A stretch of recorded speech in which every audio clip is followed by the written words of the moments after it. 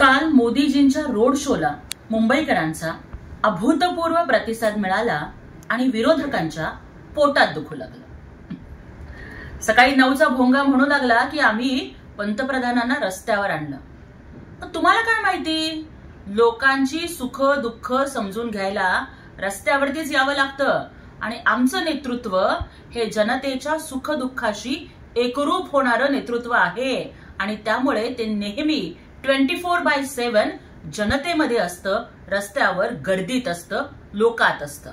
तुमच्यासारखं समस्या घेऊन येणाऱ्या लोकांच्यासाठी दारं बंद करायची आणि खिडकीतनं मजा बघायची अशा पद्धतीचं घर बशा आणि घर कोंबडं नेतृत्व आमचं नाहीये।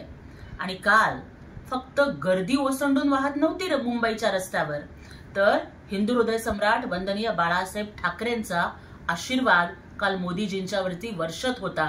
मुंबईकर जनतेचा विश्वास हा कालच्या गर्दीतून दिसत होता की हा देश फक्त मोदीजींच्या हातामध्ये सुरक्षित आहे आणि महाराष्ट्र एकनाथजी शिंदे साहेबांच्या हातात सुरक्षित आहे।